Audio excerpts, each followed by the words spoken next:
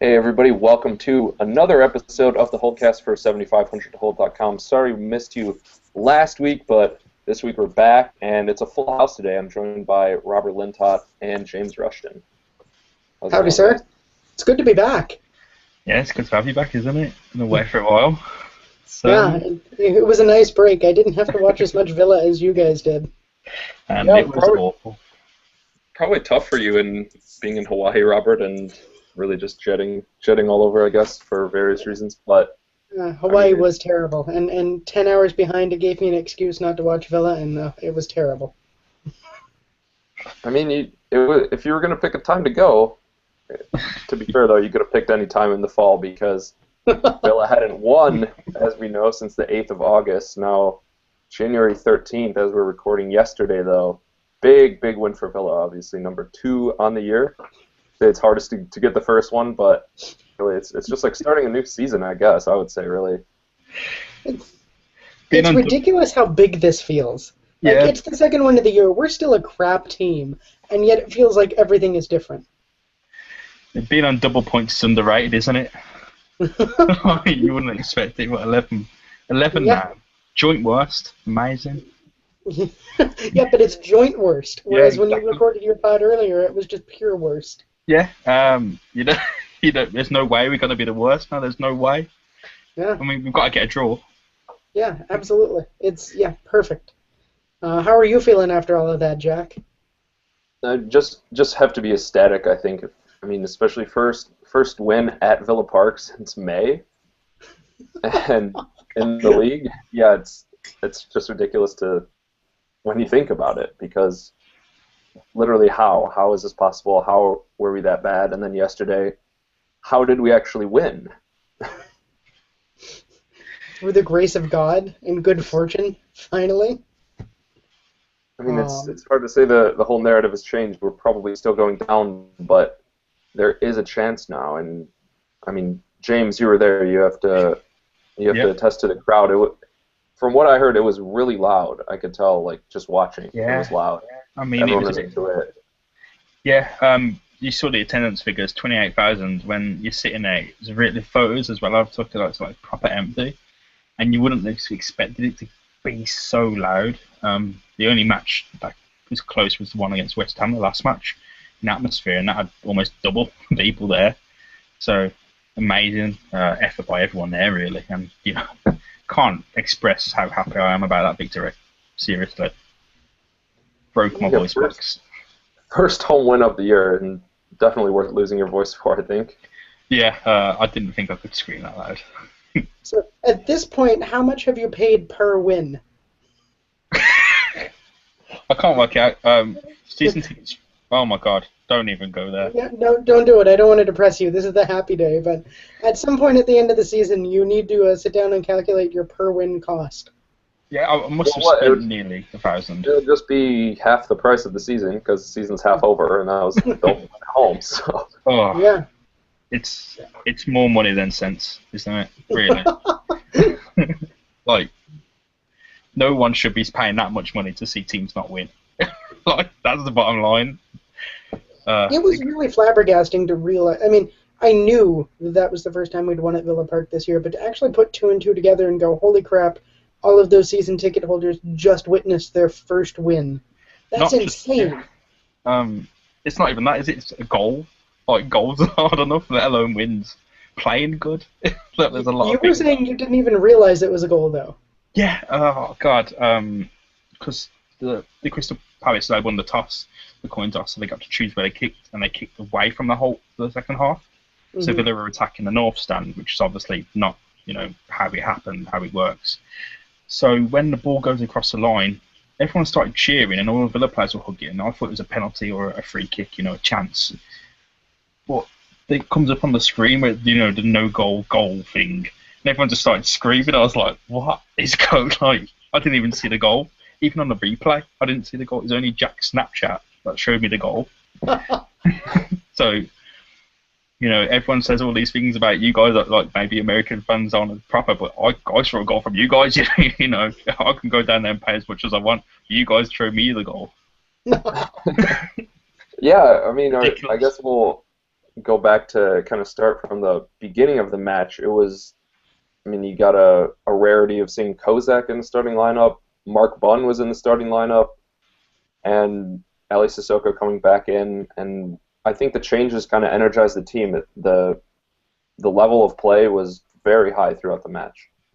Yeah, absolutely. If you discount those first 45 seconds when Zaha had the shot ping off the post, it looked really good from the beginning because Libor Kozak, making his first start since 3 Boxing Days ago against Crystal Palace, he charges down the field and creates a chance all by himself and instantly shows why everyone has been clamoring to see him back in the team. Yeah, exactly. I think finally fans got one proved right over at least Sherwood, a little bit over Guard. Maybe you can understand Guard's reluctance to play him if he hadn't been playing and we're just going to sell him in January, whatever. Okay, but yeah, comes back in and put in a good shift. I think he was rusty, and I'd attribute the many offsides to that. But overall, he was a good option. Yeah, absolutely.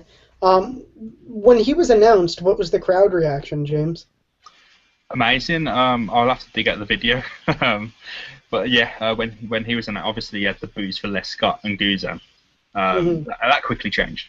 But when Kozak was announced, screamed, probably one of the loudest cheers of the night apart from the goal and when the final whistle was blown. So yeah, it's really good to see him back. I mean, he wasn't at 100% clearly, and he looked a bit not lazy, but his awareness and sharpness wasn't there. Attributing to those offsides. But yeah, it's amazing to see him back. Everyone was clamouring for him back. And at least we had a bit of a reason why he wasn't back. And it's good to see, hopefully, him improve in the future. Kozak's back. I'm intrigued as to what you both think. He was obviously rusty. I totally agree. Yeah. He was not great. That said, I still think he was equal to the best shifts we've seen from any of our strikers except Jordan Ayew this season. Yeah. With Rudy Gestede, he's clearly like our fittest, healthiest option. And if he can't make a run behind the defender at 100%, and Kozak can do it at 60%, what's the point of him? Kozak's probably our best striking option unless we can buy someone. But yeah, his rustiness was there. As I said, it improved for the future. Ayew's still Ayew, and amazing. The boys can't describe his performance last night. So, yeah. Jack, where do you rate Kozak's performance? Yeah, I think Kozak did the job well enough, just as good as Rudy would have done, for sure. Probably better, like James just said. But regarding Ayew, he had 90% pass accuracy, and obviously he was everywhere.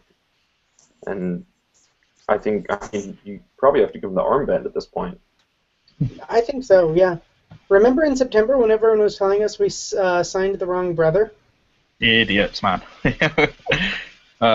If you told me in September that Jordan Ayew would run 90 yards back at the 89th minute of a game to tackle the ball from Jason Punch in the midfield on a rainy Tuesday night in Birmingham, I'd have laughed at you, but I saw it. I'm a believer. Amazing. It's pretty good. What everyone was flying around. Like nobody dropped off. Like really late in the day, everyone still had a lot in the tank. I don't know how maybe the new fitness coach is actually doing his job, but it just seems like a big difference from the Sherwood era, at least from what we saw earlier in the season. I've heard a couple of people say that, and I would disagree a little. I mean, I think they picked it up in the final few minutes, but I think from around 70 to 85 or so, they did start to look pretty tired. Yeah. Things were flagging, and then I think the adrenaline kicked in at the end when they sort of realized, oh crap, we could actually do this. But I did think that it looked like there was maybe some fitness issues going on. I wanted to see a sub a little earlier than we did. I mean, it is a busy period, and you're right. I would have liked to see a sub, more than one sub actually. But putting on Clark at the end was good. Kind of helped shore up the defense. But as someone pointed out on Twitter, though, as much as I did want to see a sub, they asked, who on this bench would you prefer to see from the 11 out there right now? And I couldn't give a good answer. The bench is a problem. There's no depth there. Oh yeah, 100% agree. When I was speaking to my dad yesterday, we usually go, well, at least Grealish can come on, Adama can come on, or even Gabby. All these players aren't there anymore. They're either injured or not part of the team. So, when your depth's Michael Richards or Rudy Gestede, you're in for a problem. Yeah, I mean, when all of your central midfielders are already out there to start with, it's hard to put someone else on in that. Yeah. That's going to totally change the shape and kind of impact the game. Yeah. Yeah, Villa could have done with Carlos Sanchez yesterday, couldn't they, to be honest? Someone big, just a tackle in the midfield. But yeah, you have to deal with it. He would have been a good option later in that game there, just Yeah, get his energy in there. Definitely. What about the other Premier League starting debutant this season? That's a lot of qualifiers. But Mark Bunn, were you too happy with him? Yeah, he didn't do much, did he? Really, he had one shot, but everything was there. The defense, the organisation of the defence. Maybe that's something that's got to be attributed to Brad Guzan. Everything looked so much more solid. Yeah, I was pleased with his kicking as well. His distribution was miles ahead of what we usually see from Guzan. I wonder if that's actually praise or not. It's such a low bar to hurdle. Yeah. Yeah, you still have to do it. Yeah, that's true. And he didn't fail. He kept a clean sheet. It's disappointing though to see how far Brad Guzan's fallen in recent years. Probably one of the Premier League's best keepers a few years ago, the Lambert, and now it's just nothing. The picture you took on where you saw on the bench. God, how rough times, man, for the US national team's starting keeper, my ad. Yeah, it's that or Tim Howard right now. Yeah, Tim Howard's been bad as well, but yeah. You know what? With Bunn in there, we had all thought. I mean, we saw him in preseason. I guess that's it. And okay, this is not a Premier League keeper or whatever. I mean, we still probably know that, but at least you give him a chance, and maybe he can play at the top of his game and do just well enough. Yeah, I mean, would you rather have a Premier League keeper like Guzan who makes mistakes and is unreliable, or would you have a Championship keeper like Mark Bunn, a reliable Championship keeper? I think I have to go for the reliable option, regardless of the league quality. That's definitely something to build for the future. You know what we have there. Yeah, we definitely need a new goalkeeper, regardless. But it's good to see that we have an option, and we did something and changed something, and it worked. One of the things that we all said a lot in December was that Villa should be looking for a keeper in January. Mark Bunn has had 2 pretty good games in a row. Does it change your opinion? Do we still need to find a better keeper? Yeah, I think so, because maybe at that point you can move Guzan on. Yeah. Mark Bunn's clearly happy being a supporting option as well. Like, he hasn't got a problem doing whatever he needs to. If we need to have a better keeper or a younger keeper, we can buy, maybe not now, but in the summer, if we go down or stay up as a long-term option. Mark Bunn's always going to be there to be a safe pair of hands, like Guzan was in the first place behind Friedel all those years ago. Yeah. If we end up going down, I really hope we see, what's his name, young kid in the academy. Benji Siegrist? Yeah, he's been there for, oh my god, ages. I remember playing Football Manager 2008.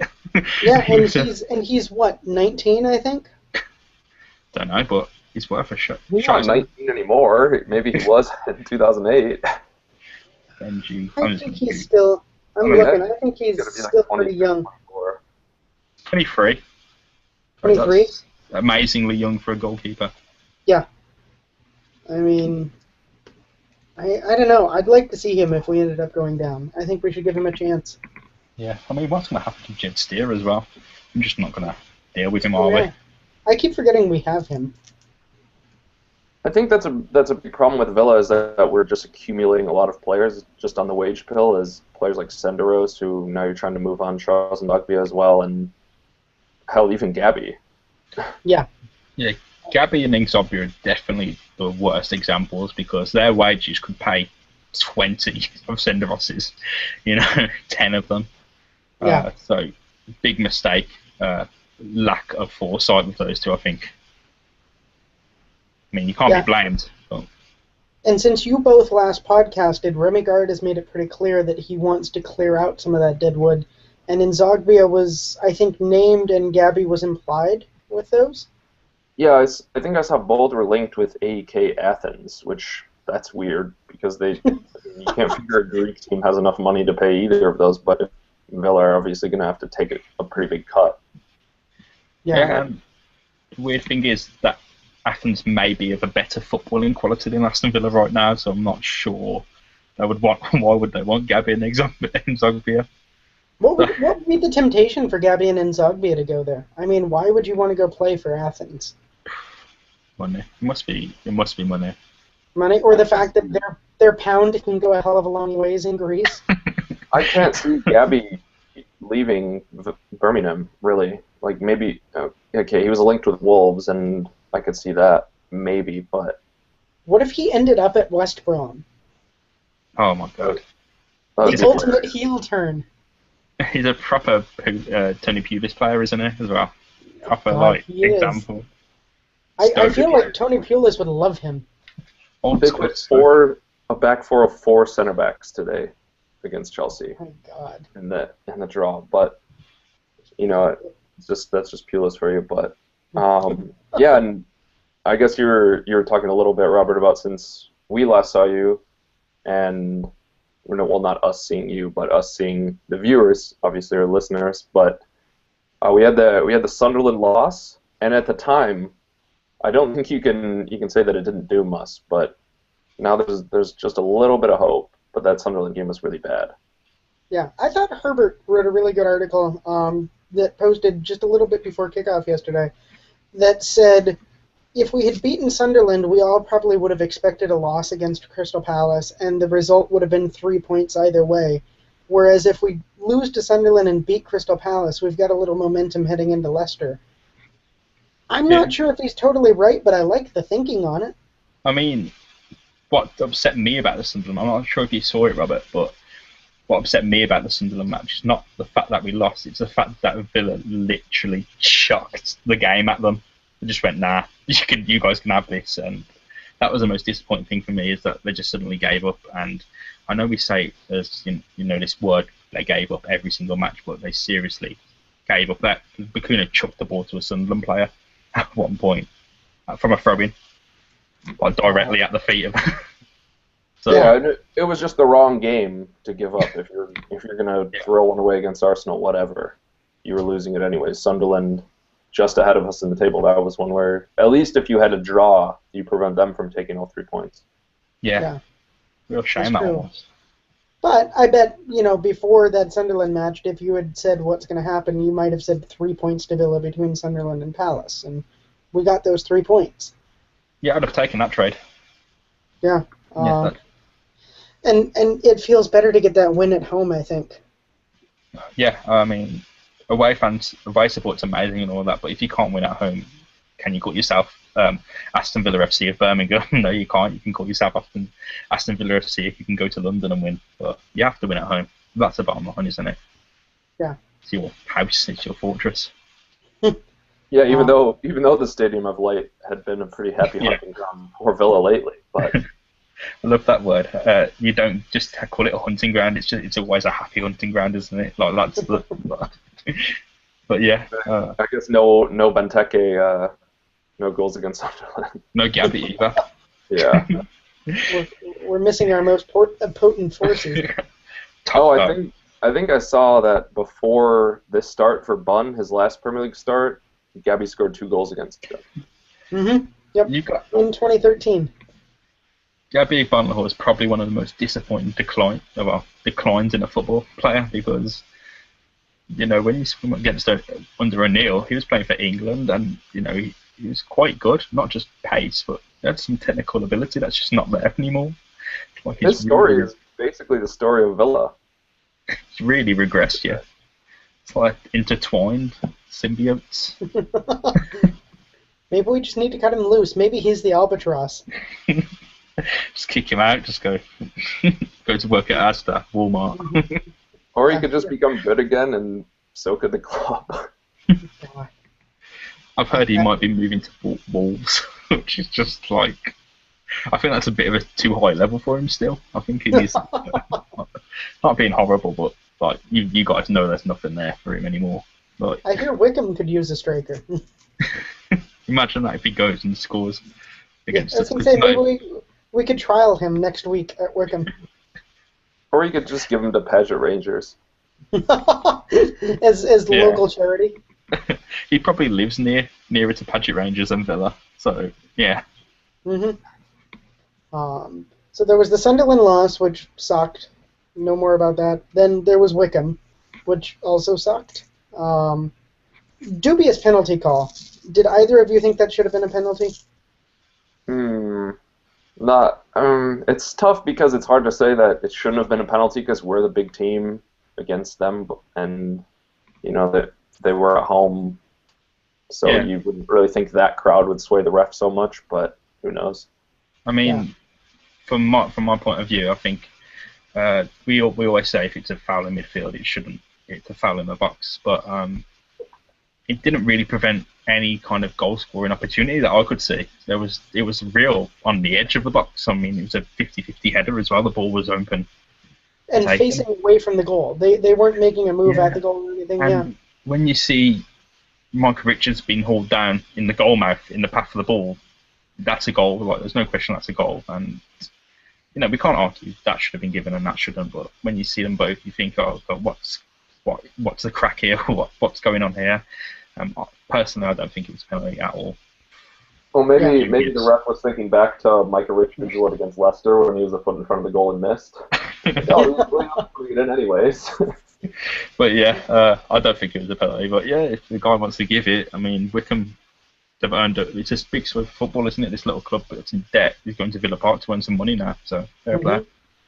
I'm happy with that. At this point, are you all that worried about the FA Cup, especially given the fact that if we win, we're playing Manchester City next? Well, Manchester City couldn't beat us in the league, could they? So let's give it all we got, maybe. There's no point in not trying, is there? I mean, Villa need as much matches as they can play to bond and get this style of play that that was shown against Crystal Palace, pinging the ball around so fast. It's amazing to see, and if they can get a run of matches to do that, then why not go see how far you can go in the FA Cup? Yeah, it's a chance to work some more players into the team. Sissoko, get him back into the swing of things. Richards, if we go with him at right back again, like we did against Wickham, and he actually did manage to score a pretty decent goal. Yeah. Richards looked like a natural at right back. It's as if that's his best position. Surprise, yeah. It's a shame because I do want him to succeed. He wants to be a centre back, and you wouldn't want anyone to fail in what they wanted to do. But clearly, he's a few years away from achieving that. He's still quite relatively in the middle of the park for a footballer. Maybe when he's 33, he can drop back, but he's definitely still got the pace and legs and awareness to be a right back. So just be a right back until you can learn to play centre back. He's got to use his legs while he still has them. You're right. Yeah. And he looked good at right back. I mean, not just better than Alan Hutton. He looked legitimately good. Well, if you think about it, he did the same things Alan Hutton did, but better, and scored a goal, which is how much percent of an improvement over Alan Hutton? Well, 1 divided by 0, you can't do that. So. I think this is no offence to Alan Hutton if he's probably not listening, but I know there's people who love him, but he's just shit, isn't he? He is such a... doesn't mean Hutton, it's too late. I find it hard to get irritated at him because it's what Villa Review were talking about this week. That guy works his ass off. He does, yeah. Club. And he's not good enough, but he tries so hard. Well, that's what I'm saying. It feels bad to say that, but a West Ham match when Steve of the Villa Review said he left enough space on the right hand side that Aaron Cresswell could have developed a property there and sold food there. You can't.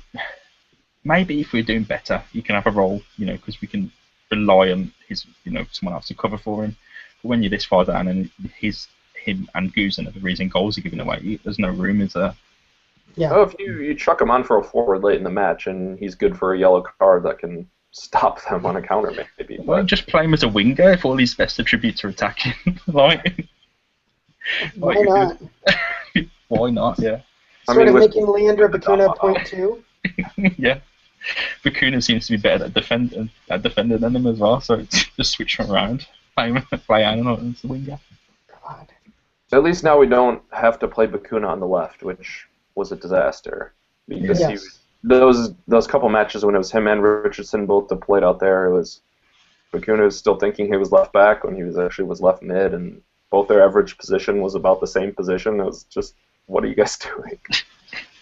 Yeah, one of the big stories clearly is Ali Sissoko coming back, and as great as it is to have a left back, it just looks like he's so out of his depth. Like every time he gets the ball, he just wants it away, like as far away from him as possible. And boy, that guy can't cross at all. Of all the attributes to have as a left back, that's not the worst. Yeah. I mean, if he wants it as far away from him as possible, that generally means upfield, which means he's accomplished his job. Yeah, I mean, it's so far away from Jordan Amavi. God, how much I miss him. Yeah. You don't realize what you've got until it's gone, and watching Ali Sissoko try to cross.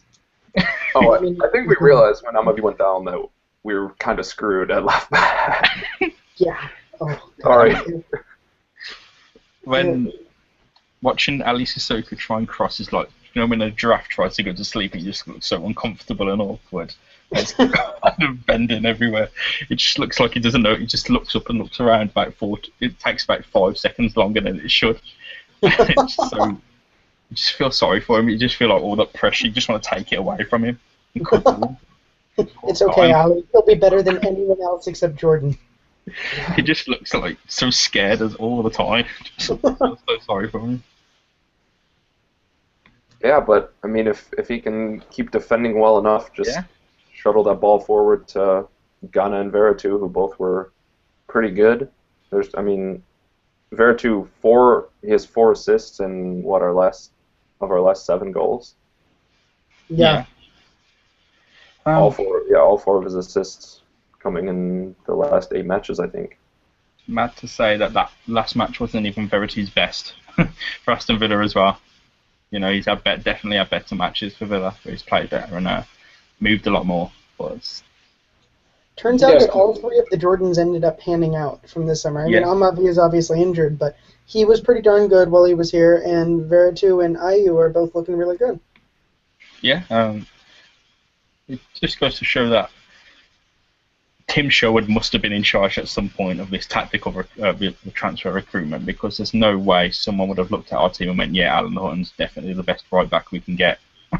You know, and I don't think Tim Sherwood's capable of buying people like Jordan Ayew, Veretout and Amavi just like that on a risk.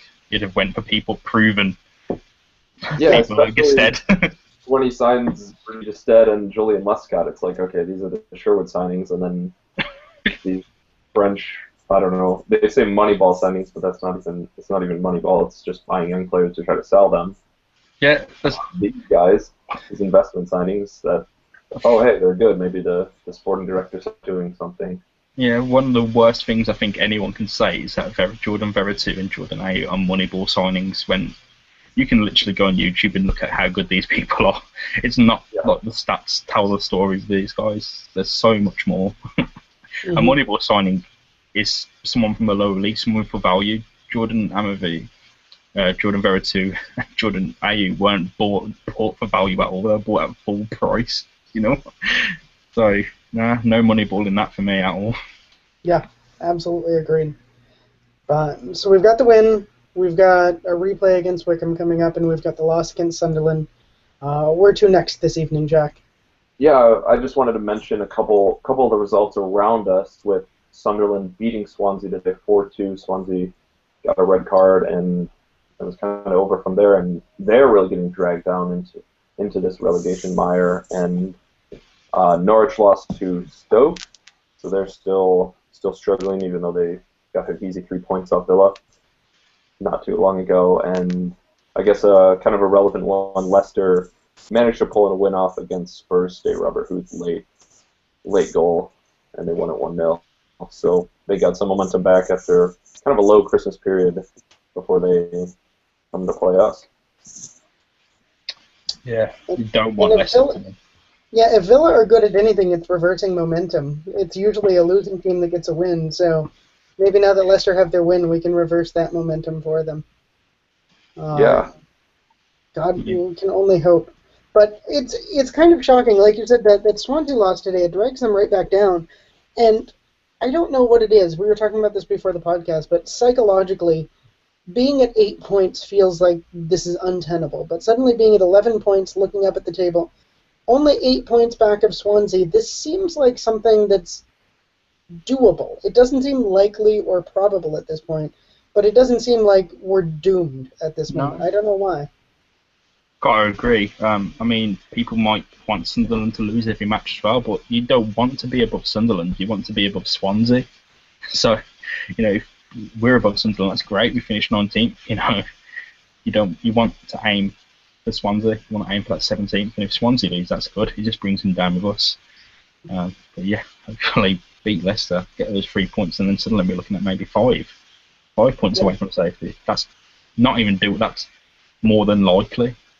Yeah. Our mantra has been 10 wins coming into this week. We're down to 9. Do you think 38 points would be enough if we got those 9 more wins?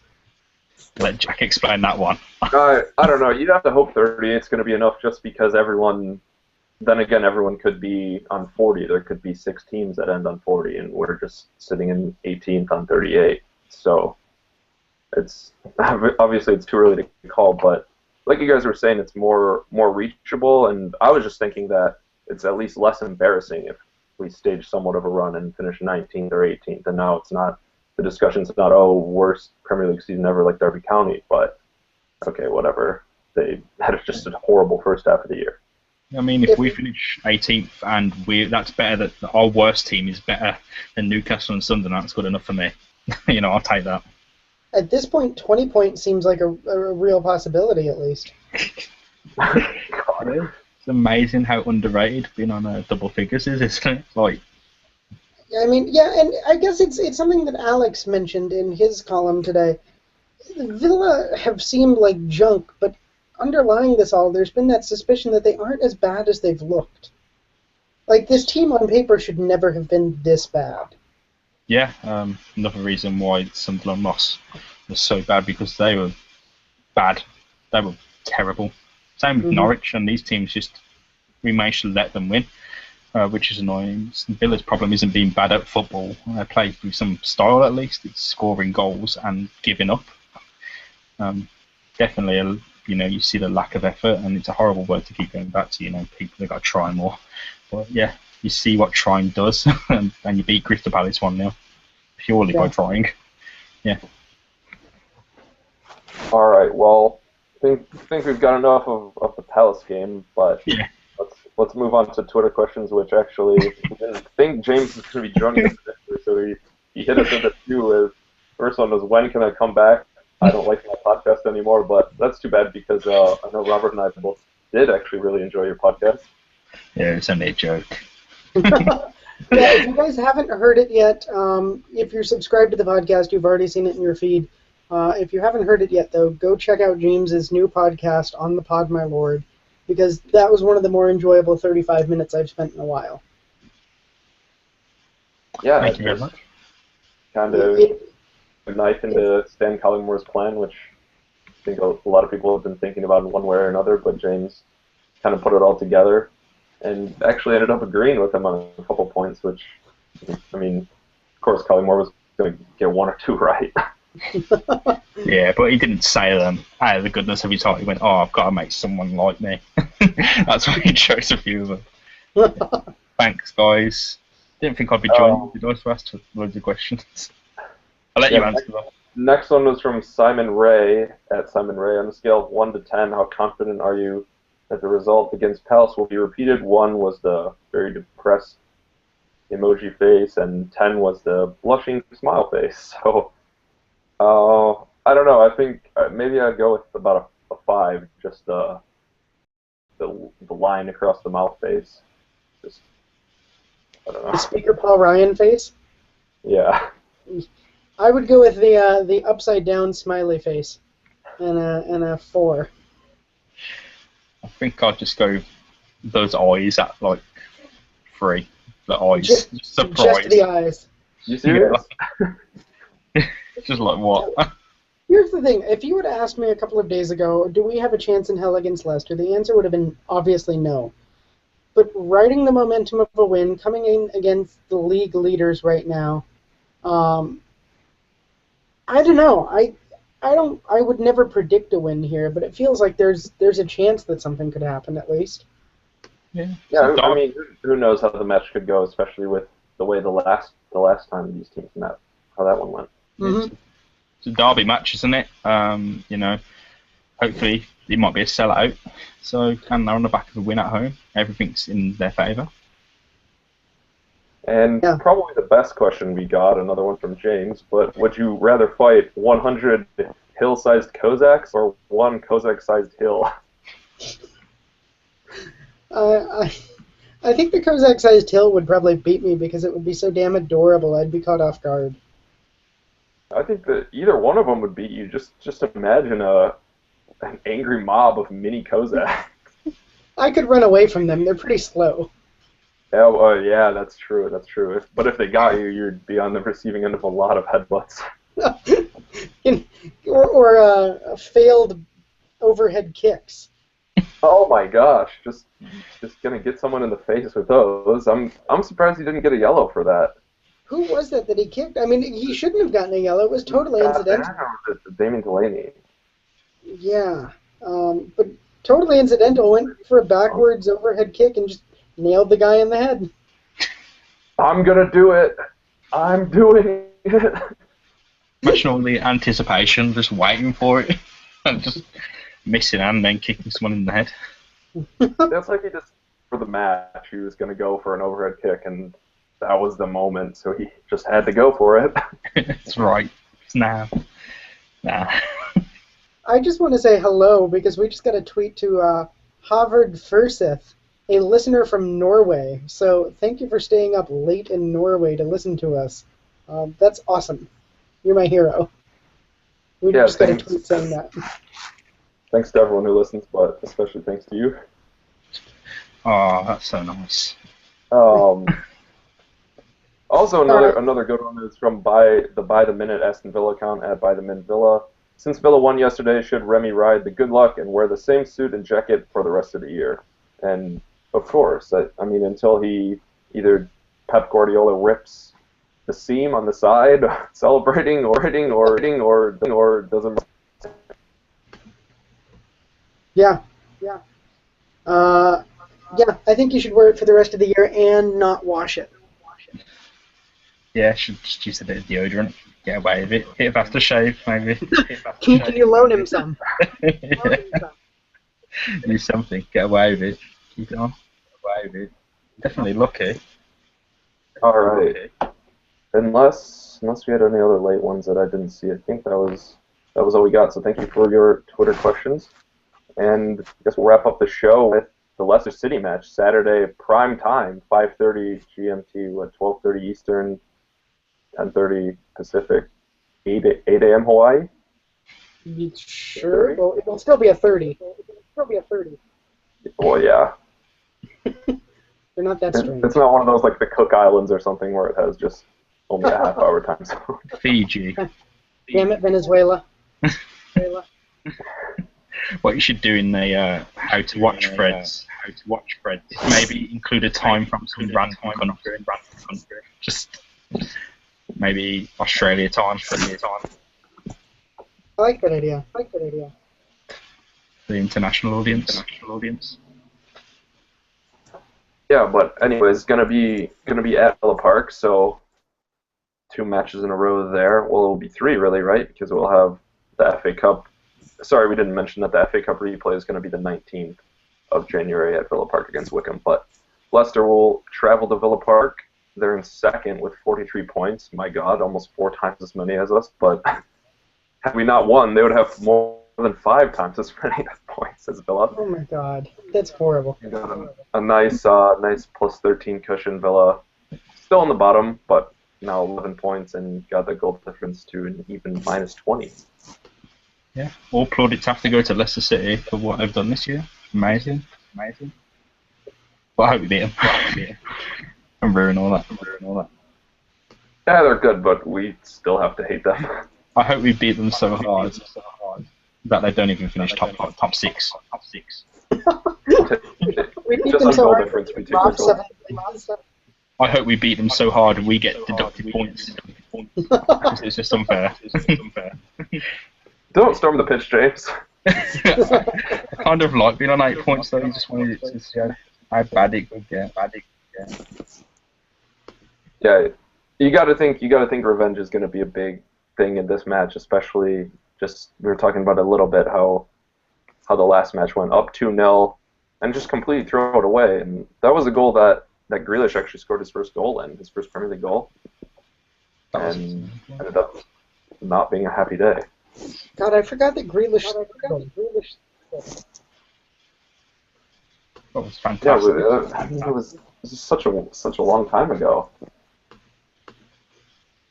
It feels a few months and many losses away. A few managers ago, for heaven's sake. Yeah, God.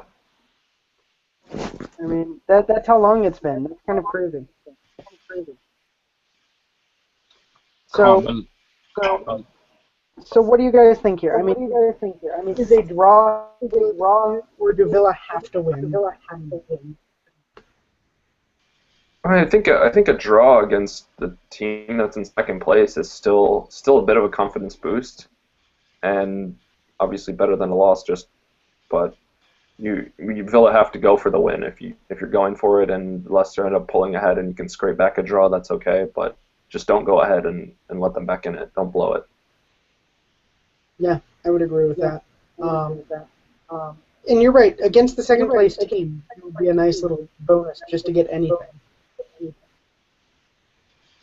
Yeah, it's like when we took the draw against Man City. It's okay. You gotta be pretty ecstatic about that. But again, now it's much later in the year. I guess James, do you think we're gonna see the same group of players, or at least most of the same group of players that we saw against Palace, like Bunn in goal? I hope so. No reason why not, is there? They played fantastically. Had a fair bit of a little break, and they played well together. So why not? I'd like to see it. So I think it's good that we played on Tuesday. Leicester played on Wednesday, with a little bit of that edge over them. And even though the League Cup game is following shortly, I think you just rotate for that match and keep everybody. Yeah, I mean. Whatever that FA Cup. Yeah, Who cares? We've already been booted from the League Cup. Yeah. Jack playing up to the stereotype that Americans don't care about the cups. You know what? I actually did write on the notes here, League Cup. Yeah, I saw Tottenham's game when Harry Kane had the penalty, and it would go to replay. They were begging Harry Kane to miss it. Like, why would you ever want to lose any match? Yeah. God. Yeah, I understand that. Obviously, you go out and you try to win every time, but try harder in the league. It's been a while, so I don't know if you guys have been doing anything differently, but Jack and I were doing over/under 2.5 goals for a while. What do you think?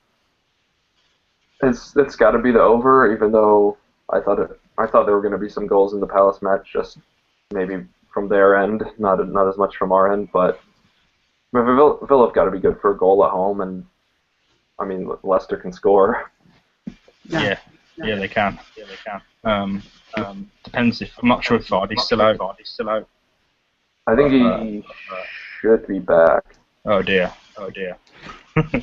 And I think it's probably going to be 1-1. I think. I'd hope. I'll buy that. I could see Villa eking out a 2-1. Ooh. Don't jinx us, Robert. No, I didn't say it would. I said I could see it. I could also envision a meteorite hitting Villa Park. Well, I thought Crystal Palace were going to beat us about 6-0. So hopefully Leicester beat us 7-0, and we beat them. Perfect. Yeah, sorry.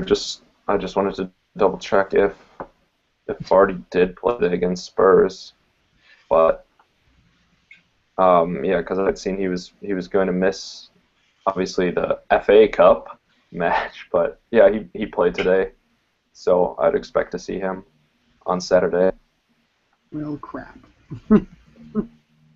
Something I heard a couple weeks ago was that over the summer Villa had a bid for Vardy accepted of like £12 million or something, but Sherwood said no.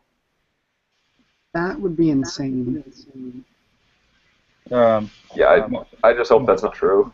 Yeah, morally, I can't agree with it, though. I mean, he's a good footballer, but I wouldn't want someone on the team, you know, if he did the things he's done, said the things he said. I mean, second chances and all that, but we've got a good harmony right now, and who knows if that would have disrupted it. Yeah, I mean, he's truly awful, but if we weren't gonna get relegated, okay, whatever. Sorry. Take that deal. Go, nah, you're in one of my control. Yeah, I'll make the deal with the devil any day. Oh, to be fair, I would. But yeah, Vardy is a terrible person. Let's say that. So I don't know. I think maybe there could be a red card in this game. I think that's a prediction. I'll make a red card for one of the teams.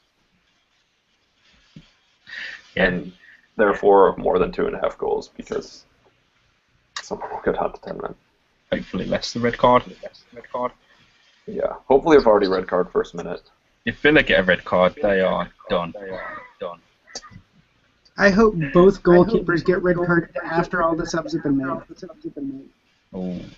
Who would you put in Villa's goal as emergency keeper? Leandro Bacuna, of course. Every position. Yeah, exactly. Might as well get him there. I think Kozak just for the comedy, or Hill for the comedy. I think Carlos Hill would make a good goalkeeper. Very adorable goalkeeper. You wouldn't want to shoot at that beautiful. If you're playing with a small net, maybe. But you can get some height on those acrobatic volleys. So. Yeah, that's true. I guess we didn't say that. He did score a fantastic goal against Sunderland. You don't need to say it. Everyone has to know. It was the high point of the match. But yeah, I think that's all we've got for you this weekend. Always great to have both you guys on the pod, James and Robert. Glad to be back. Make sure you listen to James's new podcast as well. That will, like Robert said, will still be in our feed, so you'll get that if you're following us on iTunes, Stitcher, Blog Talk Radio, Google Play Store. Not YouTube, I don't think, but yeah, I can put it on one day. Yeah, we'll be back on YouTube, of course, this episode. So if you've been watching us there, we're back. So as always, thank you for listening to or watching the Holtecast. We have all the latest Aston Villa news at 7500theholt.com and on Facebook and Twitter. So for Robert Lintott and James Rushton, I'm Jack Grimsey, and we will see you next time on the Holtecast.